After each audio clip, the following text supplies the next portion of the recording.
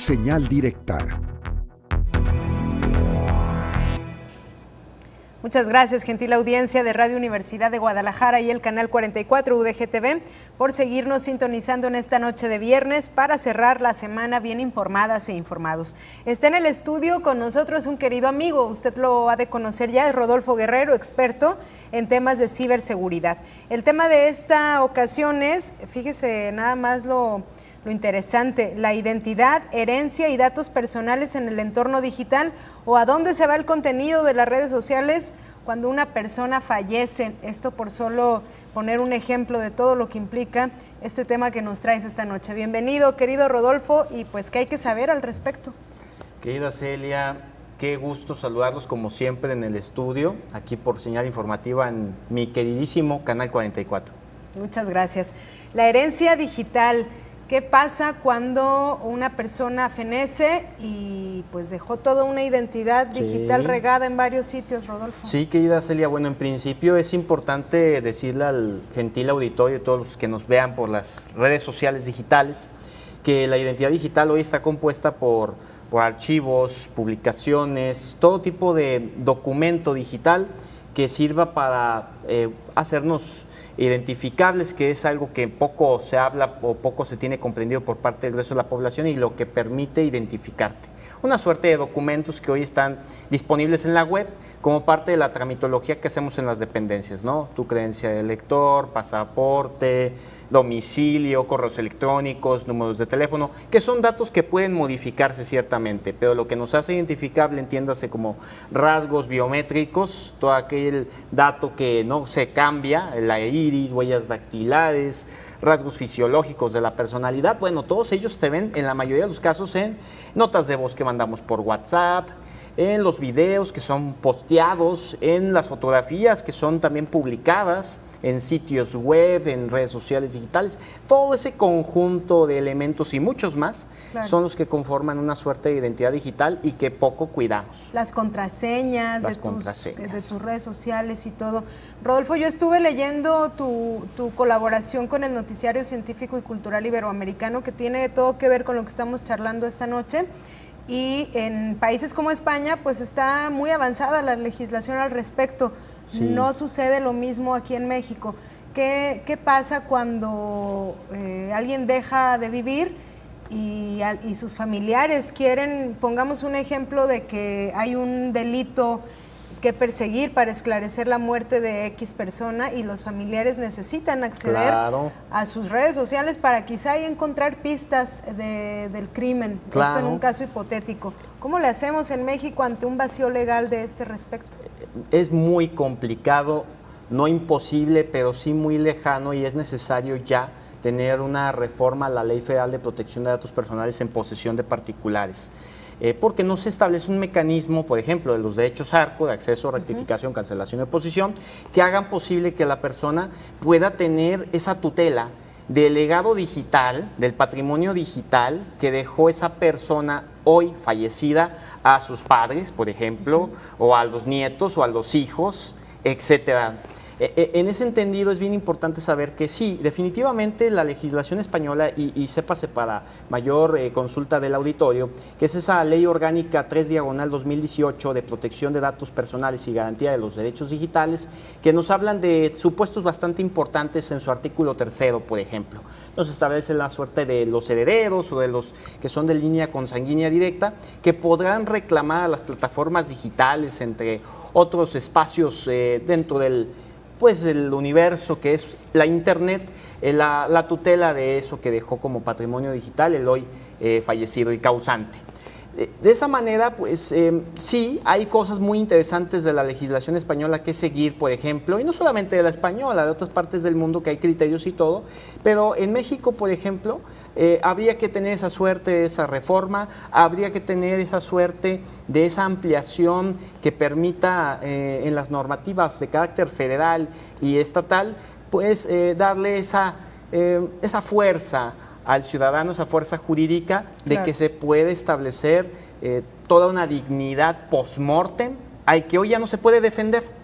Y por otra parte, algo muy importante que no puedo dejar de lado, querida Celia, ante el tema de las redes sociales digitales, es el caso que se dio en Alemania. En Alemania se dio un caso bastante importante en donde lamentablemente a la muerte de una niña pues adolescente menor de edad por un accidente en donde fue arrollada por un tren. Estrepitosamente, los padres pedían que pudieran tener acceso a todo lo que era su perfil digital en la red social Facebook. Y les dio en primer término los tribunales alemanes la suerte de decir: tienes toda la razón, vas a tener el derecho como padres de salvaguardar lo que dejó en vida tu hija en redes sociales digitales, en este caso concreto Facebook.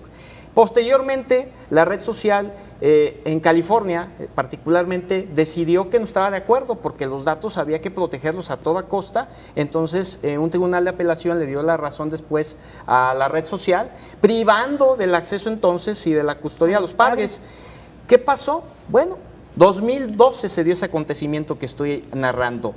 Hasta el 2018, que hubo una suerte en donde la corte alemana le dio la razón a los padres de la menor fallecida y le dijo: sabes, tienes el acceso a los datos, y la red social, tras los protocolos que ellos quieren tener bajo el tema de los datos y la mesura de los mismos, bueno, vas a tener acceso y vas a poder decidir qué pasa con la red social y que no puedan acceder las demás personas que no son familiares de.